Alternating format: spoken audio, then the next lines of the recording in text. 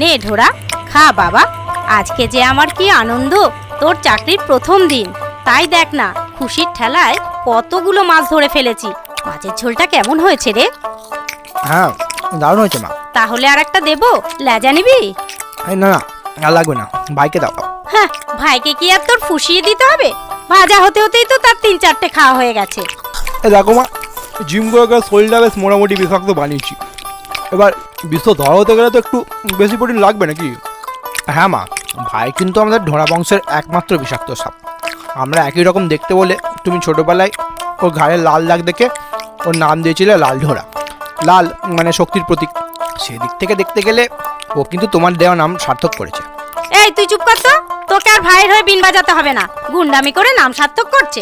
সারাদিন টোটো করে মাছ ধরে বেড়ানো আর একে ওকে ছোবল বসানো ছাড়া তো আর কোনো কাজই নেই তোমার ভাইয়ের।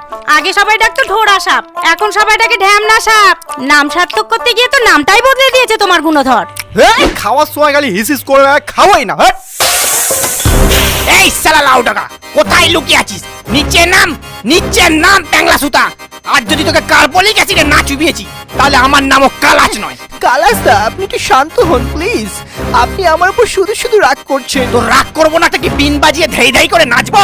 শালা এত ভয় দেখানুম, ঘুষ দিনুম, এমনকি বাপুরামের হোটেল থেকে টিকটিকি টিকিয়া পর্যন্ত খাওয়ানুম। আর চাকরির বেলায় ওই শালা ছোট জাত জেলের বাচ্চা জল ধরার নাম সুপারিশ করলি তুই। শালা হামারা সাপ হামকোই ফসে, ছবল মারে দুমুখে ট্যাংলা সুতা। বিশ্বাস করুন কালাসদা, আমি জল ধরার নাম সুপারিশ করিনি।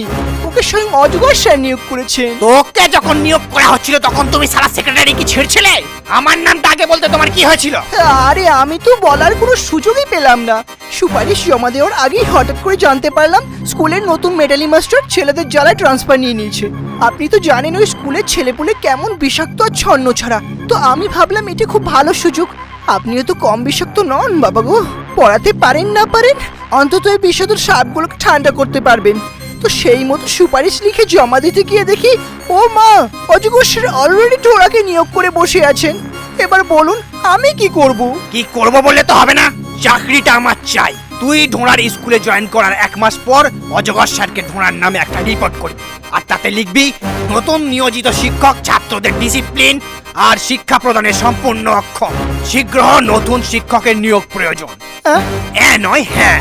আর এটাও যদি না পারিস তাহলে তোকে পক্ষীরাজ থেকে পঙ্গুরাজ বানিয়ে দেবো, ডগা ভেঙে লাউ গাছে ঝুলিয়ে দেবো, মনে থাকে যেন।